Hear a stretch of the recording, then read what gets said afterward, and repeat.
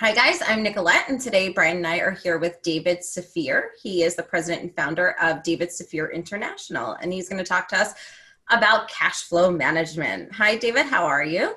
I'm doing great, Nicolette. Hi, it's great to be here with you and with Brian. Thanks for joining us. So David, tell us a little bit about your background in cash flow management. You know, it wasn't an intentional journey. I started out in computer systems. I was a computer geek before they were cool. And I went into sales and marketing because I liked interacting with people. And from there, I went into this concept known as general management, where I was responsible for the profit and loss of an organization. And that's where my cash management journey sort of started. I didn't have to worry about cash. It was a Fortune 50 company. We had plenty of cash, but we weren't making a profit. So I had to understand how we can make a profit. But then I migrated towards small companies. People started asking me for help. And all of a sudden I realized, wait a minute, the profit and loss, because these were profitable companies going out of business because they didn't have cash. And I realized the profit and loss can be very misleading. There must be a better way. And I started to understand the relationships and working with people.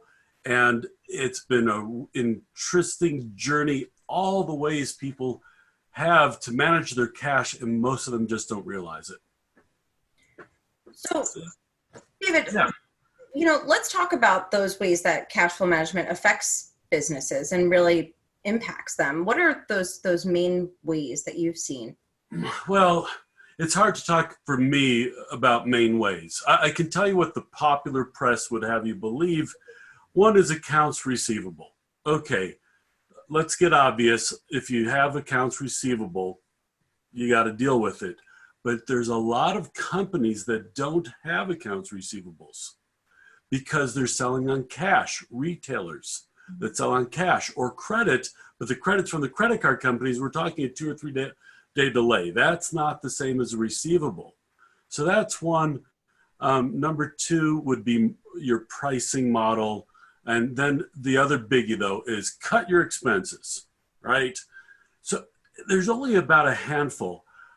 When I started what I call the cash management project in November of 2018, that's when I realized there's a real vacuum in the marketplace for basic education, for people to understand cash versus profit and loss, other financial statements. I said, I'm going to write down all the different ways that I can think of that people can manage their cash. And I have now found 134 unique ways that companies can manage their cash. Wow. Not every company, no company can use all 134. Mm-hmm. Because if you don't have inventory, you can't use any of the inventory techniques. Right.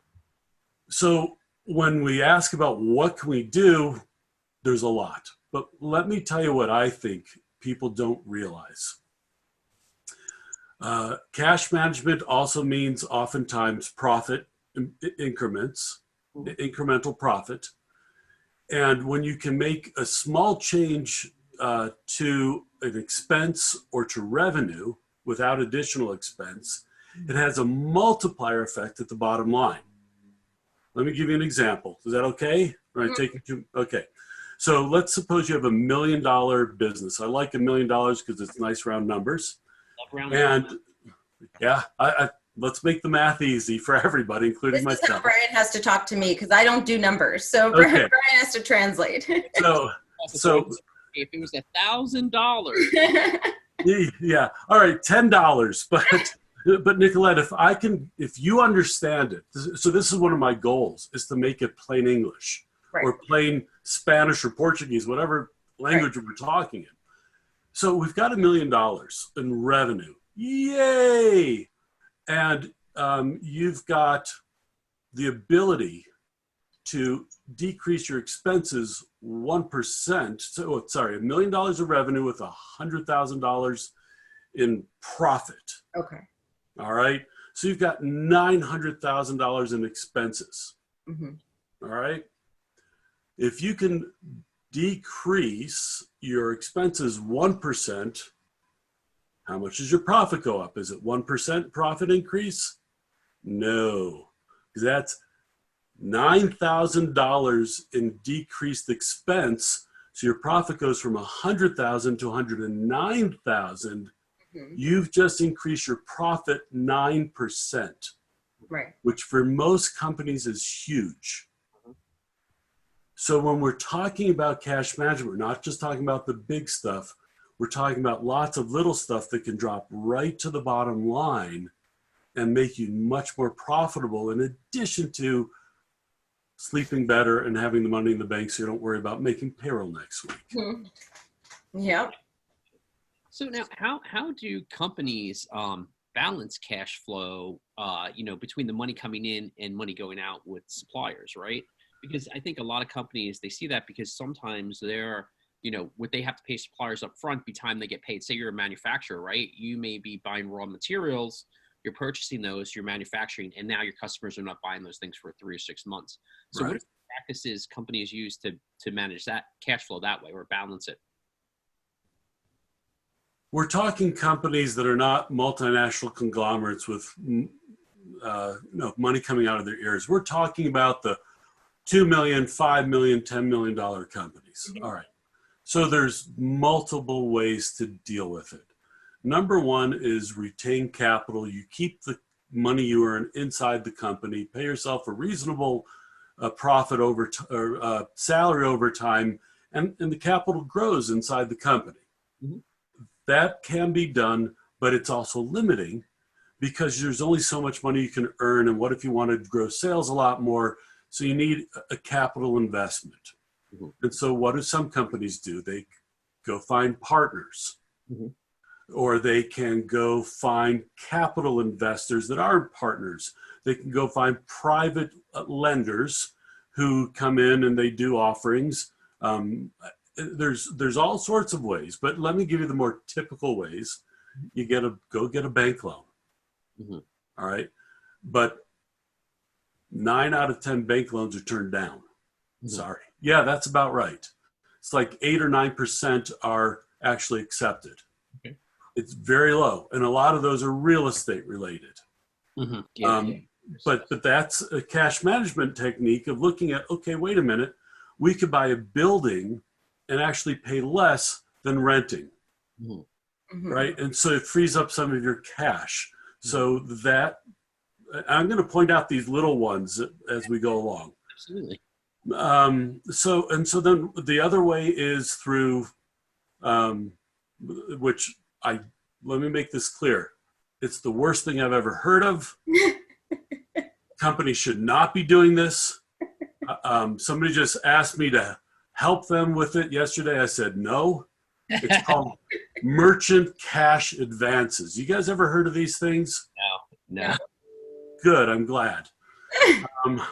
Merchant cash advances, and I'm going to tell you because if somebody's listening to this, they know to stay away. Companies who are desperate will get a cash advance, let's say $100,000, against credit card receipts.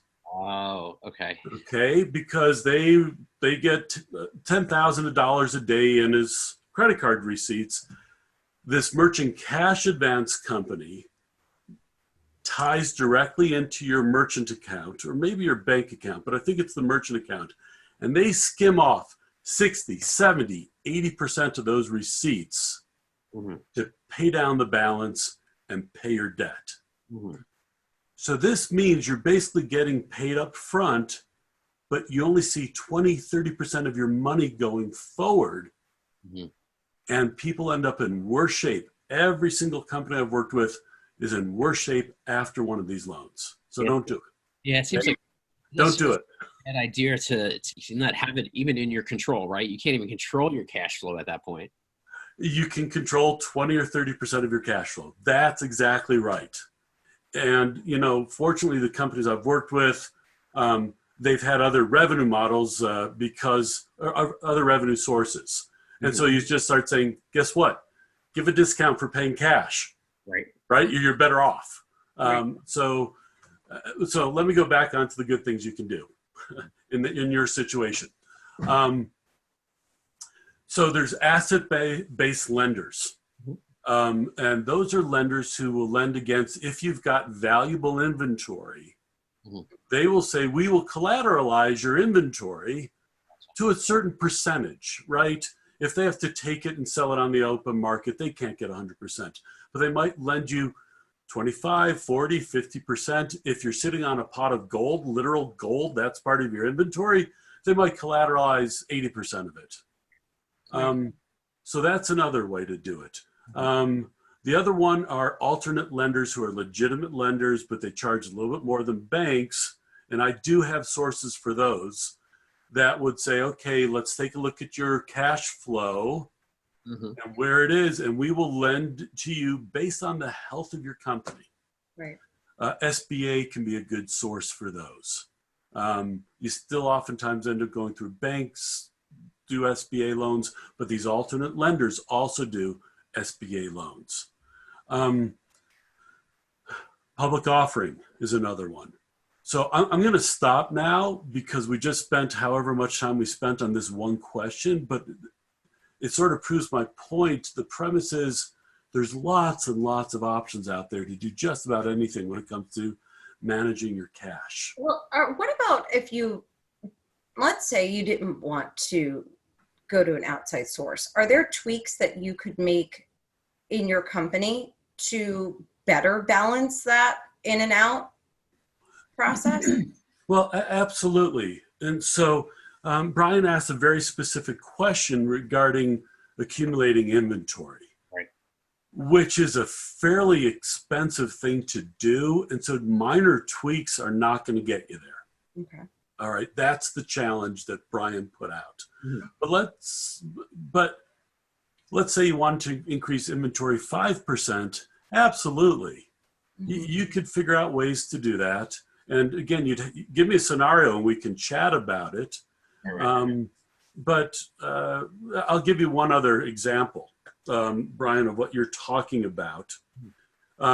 And that's a company, I actually am working with them. They're based out of Washington, D.C. They work specifically with government contractors. Okay. A government contract is extremely valuable because it's basically guaranteed. You know who you're getting paid by. Right. And they still look at cash flow and business model. But if you have a contract that is even not fulfilled, they will lend you, and it's an equity line. Think about an equity line of credit. You can use up to 50% of that contract during the time period because they're time-based. You can borrow it. Once you've delivered on the contract, you can go from 50%, if I remember correctly, to 60%. You can borrow 80% of the value of that contract. All right. And so I do not know of those situations in the commercial world specifically, but that's another thing. Contracts to deliver.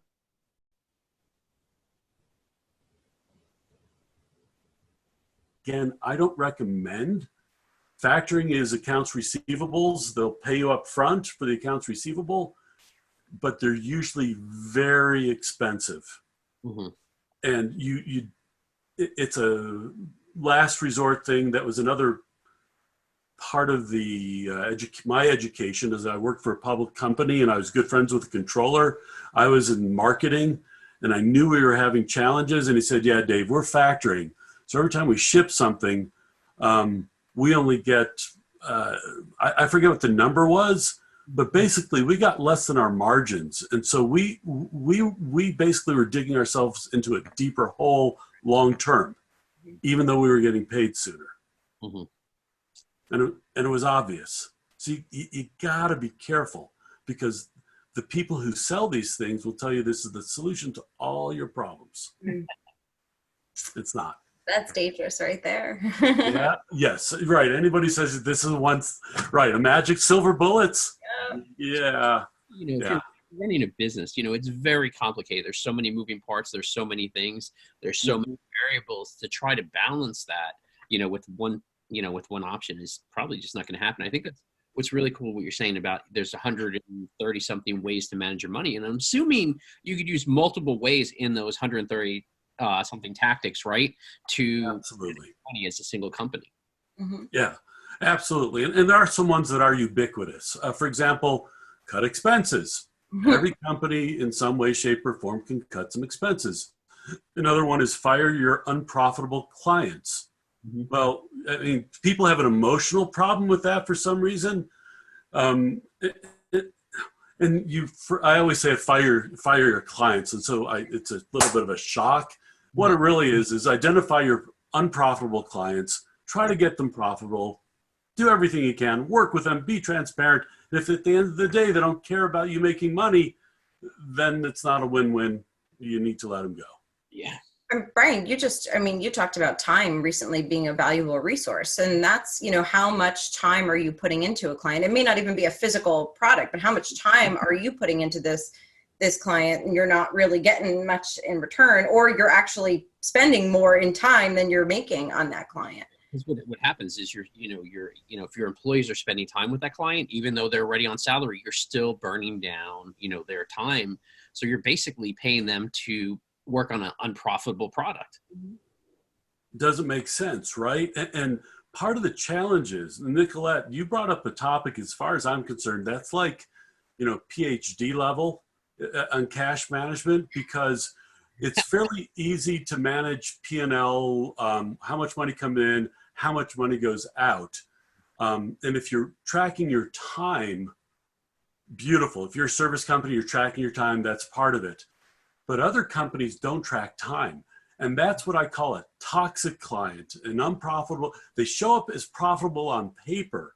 Mm-hmm. But if you look at the cost of the toxicity, mm-hmm. it just kills you. Mm-hmm. So what do you think companies have that, you mentioned they have like an emotional sort of issue trying to fire them, right? What do you think they do? Do you think they think, oh, we're making money, like the money's coming in, so it's good because it's keeping the cash flow, even though you're spending more? Is that what their sort of that trigger they need to switch? I think there's positive reasons and there's negative reasons. The positive reasons are, but this is my best friend. This is the customer I started my company with, which is why they haven't raised prices in 10 years, right? This is my client. There's all those positive reasons. They don't want to burn a bridge, reputation in the marketplace, whatever it is. And so one of the reputation, well, just send them to your worst enemy competitor and tell them how great a job they do, and let your competitor deal with them. Let your competitor lose money. Of course, this is my sense of humor. People don't like it. But so here's the negative reason. I think it's a great idea, actually. Me too. I mean, it's like you kill two birds with one stone. Yeah. Right. But here's the negative reasons. Fear, fundamental fear. They've never done it before. Wait a minute. I've been taught since day one, the customer is always right. How am I going to go against a basic principle of business? And so, but let me talk to you about a real fear, which is a reality. Let's say you're a dependent heavily on this customer. Let's say you've got a $5 million business and they're generating $1 million. All right. Now, sometimes an unprofitable client in and of themselves make the company profitable, because that extra $1 million in revenue gets you lower pricing for volumes, etc. But so I just want to acknowledge that that's a possibility, but let's just set that all aside and say, no, at the end of the day, the company is really losing money on these guys. So what happens if you've got $1 million of revenue you're going to get rid of? What is the fear? There's not going to be enough money. There's not going to be enough money. And what are the employees who are help you make this decision thinking about? Yeah. If you've got 30 employees and you're losing a fifth of your revenue, there's some easy math. Wait a minute, six people are going to get laid off. Right. So that is a real concern. But I would suggest, you need to plan this out, and I'd love to talk to you about business modeling in addition to cash flow modeling. But B, those types of customers are usually drains on some resources, and there's usually very good projects that are backburnered that you've been wanting to get to, but you don't have enough bandwidth to get it done. Mm-hmm. And you can try deploying your resources that are extra now, your human resources and some of the capital, to other projects. And to say, what else can we do? Who are the new customers? And put your energy into a more positive spin. But those are some of the reasons people don't want to fire clients that are unprofitable. So then how much prep work should go into that before you decide to make that decision? I mean, in terms of what should you be looking at in terms of a cushion for your company to make sure that you can sustain that period without that money? So, obviously we're talking about large clients. The small clients are much easier to deal with. Right. So I mentioned business modeling. There are a lot of moving parts in a business that some of them are incremental, that if you sell this much more, you need to spend this much more. Mm-hmm. And some of them are what I call step functions. You can do this much business with this many people, but if you grow your business, all of a sudden you have to hire a whole new person.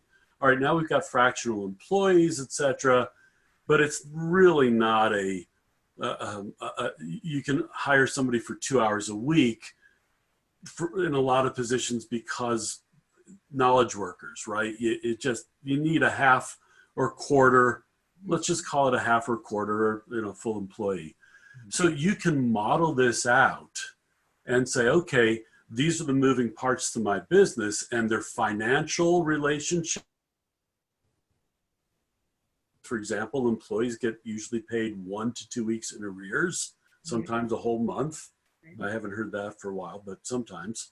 And then you've got some suppliers, yes, you pay in arrears, but there might be other suppliers that you pay up front to get significant discounts, whatever it is. And then your average receivable, you put all this together into what's called a business model. Mm-hmm. And if you've got this model, you can do the planning that you're talking about, Nicole.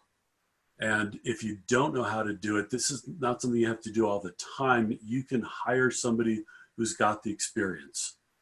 Usually they're financial analysts, not CPAs.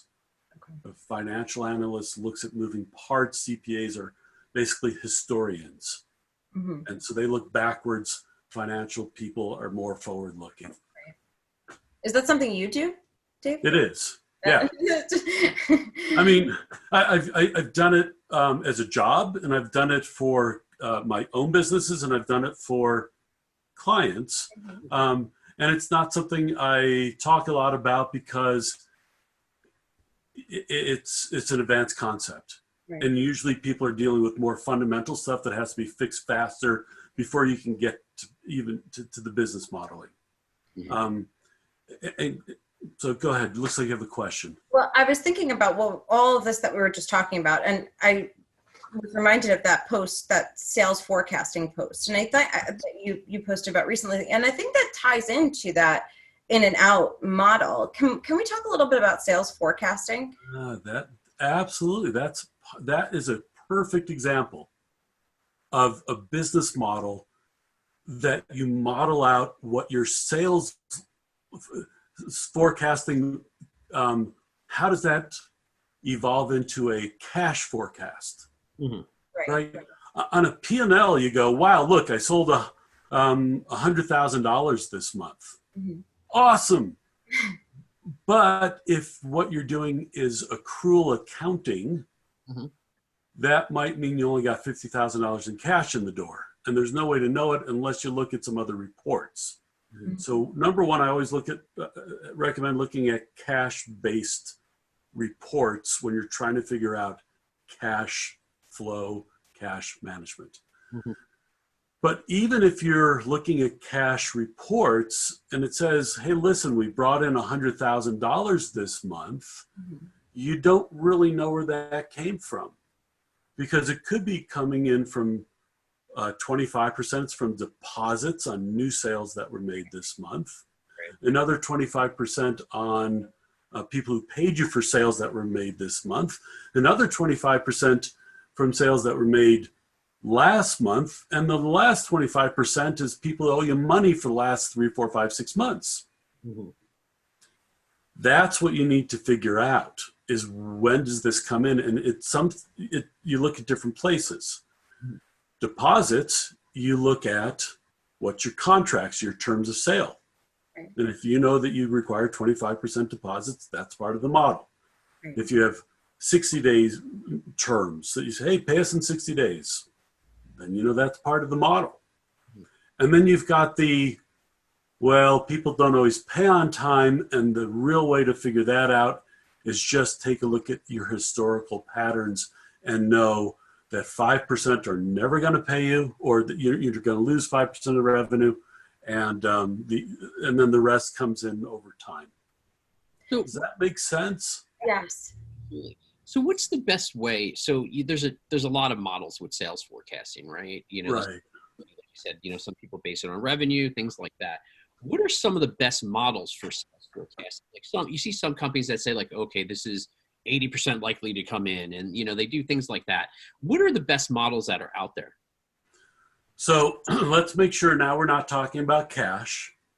We're talking about agreements. Right. Somebody makes, okay, that's great. I'm glad to, but I just want to make sure we're on the same page.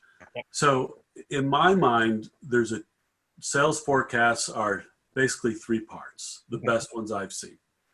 Number one is what you would call the ground up model, right? Your salespeople are doing forecasting, saying this is the percentage and this is what's going to close, and it's a calculation, and hopefully you've got control of every variable except for the percentage probability, right? The costing and everything else. My experience has been, and this is School of Hard Knocks, but also observation over years, salespeople by nature are extremely optimistic. Okay? And so to just let them put a percentage on it, you will get wildly over forecasted. And I was in a situation, it was a manufacturing operation, and it was the sales forecast fed the factory. So if you wildly over forecasted, you're in a real danger of what we were talking about at the beginning, right? You build inventory you don't need. And so I got read the Riot Act, and I was like, of course you're right. I should be looking not just at the salespeople, what they think they're going to do, but also what historic is. So that's number 2. Look at history. What does history tell you? That this is your level. So if your level is here and your salespeople are telling you we're going to be here, there better be some really good reason. Okay? But what I've found that happens is the reason there's a gap is, let's say you've got 5 salespeople. They all truly believe their forecast, and it's all reasonable. The problem is only 3 of them will be right. But you don't know which 3. Yep. All right. Or 3 will be spot on, 2 will be off. So that's part 2, is look at your historical. I actually mentioned another one, which is extraordinary sales.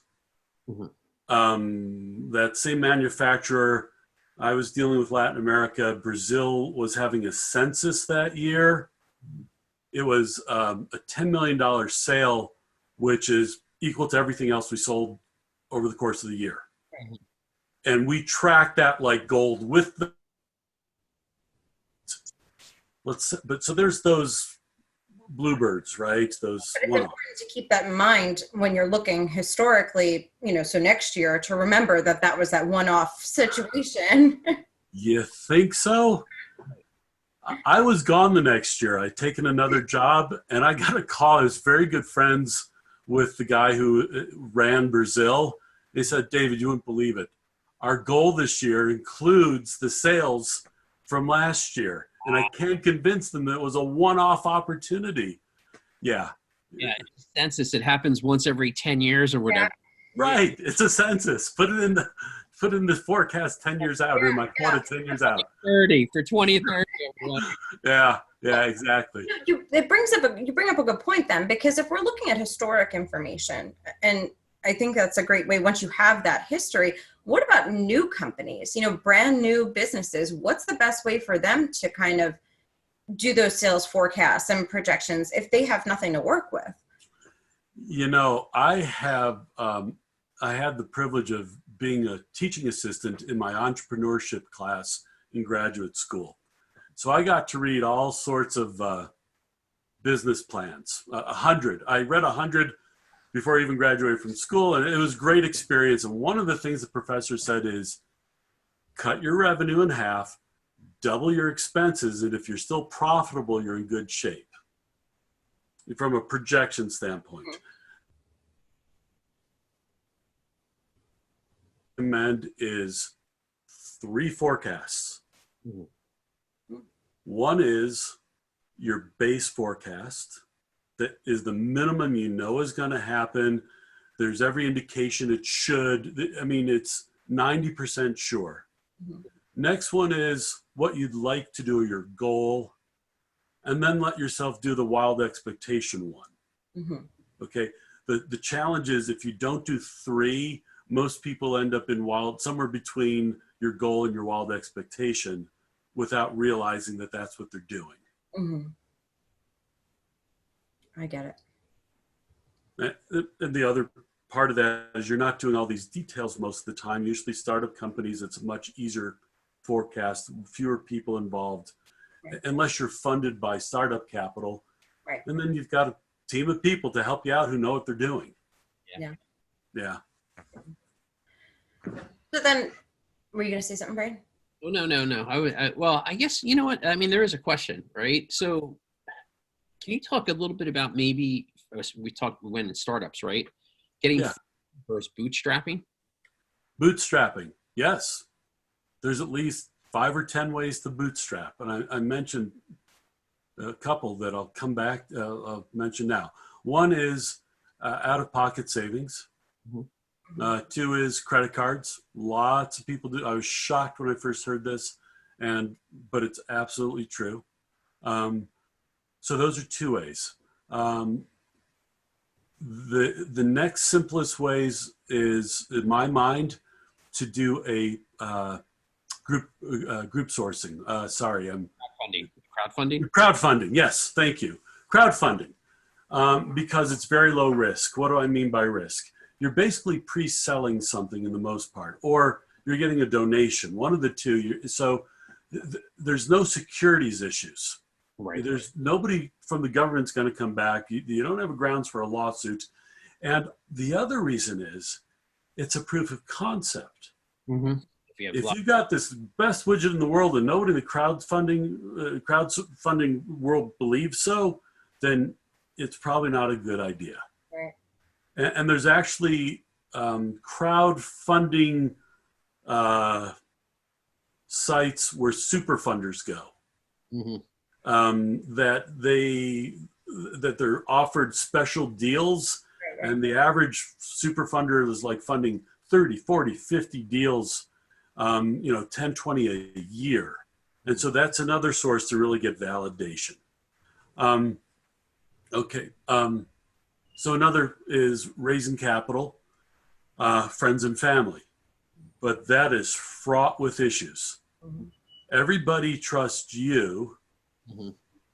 I just talked to somebody that I'm looking at. We're looking at a project. He says, "Yeah, she trusts me." And I said, "Yeah, Doyle." Well, I just said his name. It's okay. I said, "Yeah, Doyle, but do you trust her?" And he went, "Oh, yeah." So people, it's easy on the way in. It's not really easy, but on the way out, if you have problems, people will sue you. People will alienate you. Family members will disown you. It is ugly, ugly, ugly because nobody wants to listen to the risk. Right. If you still want to go that route, hire yourself a good attorney who deals with SEC stuff, Securities and Exchange Commission, and get yourself an offering.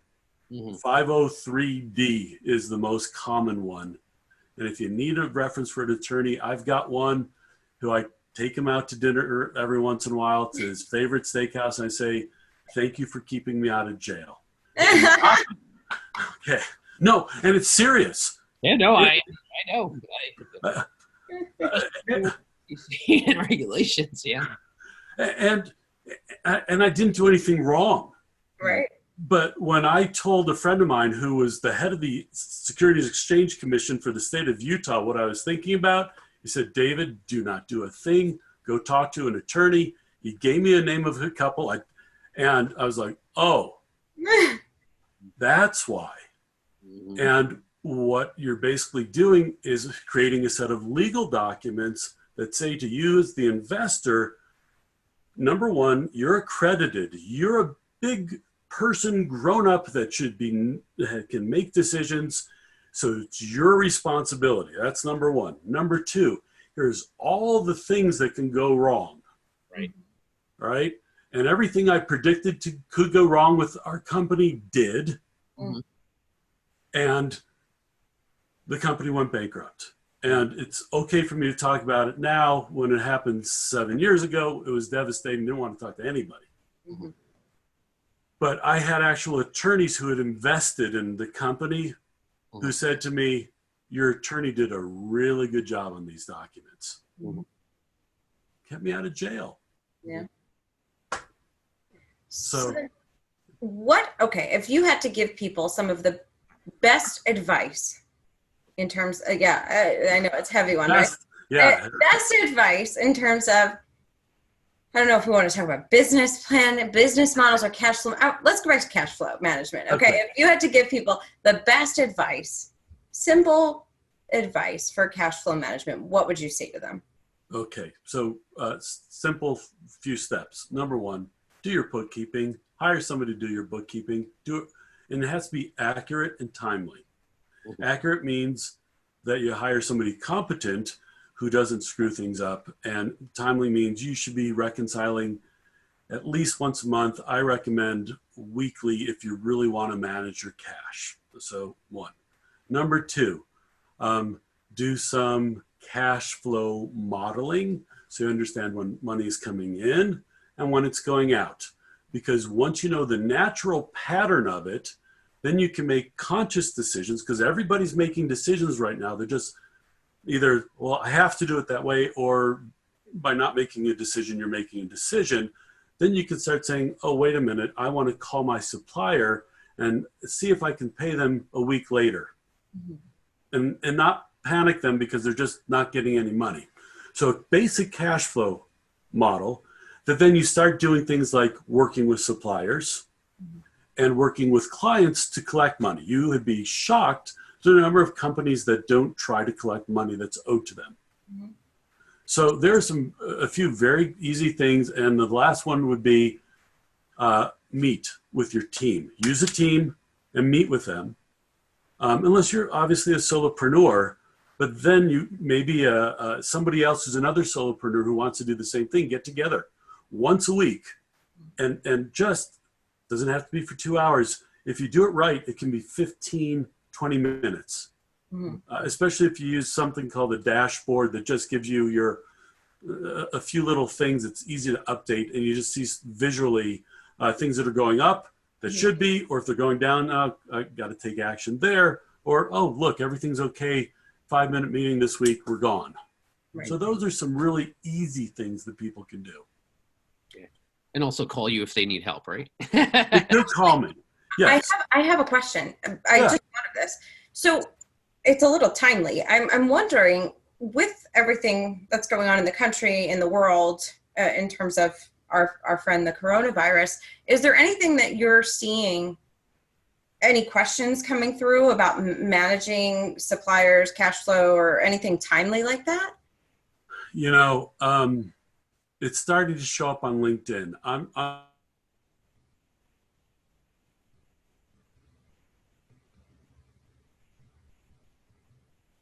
Come back. it and commenting on it. But what I do think is going to happen, and I just talked to somebody else who deals companies who are on the cusp right now are going to get tipped faster. Mm-hmm.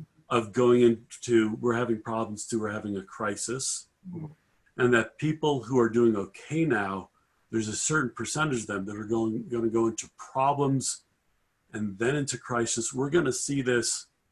I just told my wife this morning, and I don't want to be a fear monger, but I believe this is going to do to small businesses what the real estate crash did to families and individuals in 2006, 2007, 8. Bankruptcies. And it's disconcerting, and it's not something that I'm jumping for joy with, or nor the other guy. We're just saying there's going to be people who need a lot of help out there, and it's really unfortunate. So, and recently they announced there may be small business loans going out. I haven't been following it. Do you think that's going to be a viable option for most small business, or is that just going to maybe possibly even worsen the blow for them if this is a long-term thing? You know, I don't know enough to look at that. I will make a blanket statement. It won't be enough for most of them, and they section off this much money. And so if you're the guy who's, you know, the next one in line, you don't get it. Usually with these programs. But I can tell you that the farmers were supposed to have the blow softened by some of these issues going on with these trade wars that were happening right now. And the people who got the vast amount of money were not the small farmers. So it's not the small businessman. Right. It was the large corporations. And sometimes those were family-owned farms, but they're the big guys. Right. Millions and millions. Is there anything businesses can be doing right now to, I mean, and now that we're in it and, you know, those who haven't prepared? You know, some of the stuff is the obvious. Get rid of unnecessary costs, right? And unfortunately, that sometimes means people. But my suggestion would be do everything you can to hold on to your best people. Right, and work out situations. Take a pay cut yourself. If you're the owner and you've got X number of employees, and just say, "Yep, I get paid, and I'm taking a pay cut." Lean down your inventories. Look for those clients that are unprofitable. All the things that we've talked about are all good things. Go try to get a cash credit line. Right? You want to get credit lines before you need them. So if you're in good shape right now, go try to get a credit line. But probably whoever you're getting the credit line is going to be is saying, well, yeah, but show us what you think the effect might be on your business from the virus, and you've got to be prepared to do that. And this is part of that whole business modeling, cash flow modeling discussion. Stay calm. There's a quote by Warren Buffett that I read yesterday, and I'm sure I'm getting it wrong, but he said, when everyone's greedy, be afraid. When everyone's be afraid, be greedy, meaning there's opportunities out here. And, you know, I suggested to my kids, go buy, you know, you learn from the illegal drug industry, buy in bulk toilet paper, and then break it down into individual baggy bags and put in some filler in there and go sell them, you know, for, you know, magnify your profits. Obviously that's a joke. But that's why I love David. You've seen some of my posts where I'm just joking around and people take me very serious. Yeah. Poor David. And I'm always laughing. I'm just chuckling. The biggest compliment I've ever had, I said, wow, maybe I've made it as an influencer, is somebody said to me the other day, this is the stupidest thing I've read all day, period. And I was like, all right. I'm in. I made it. You know what they say, a hater is just a fan that doesn't know it.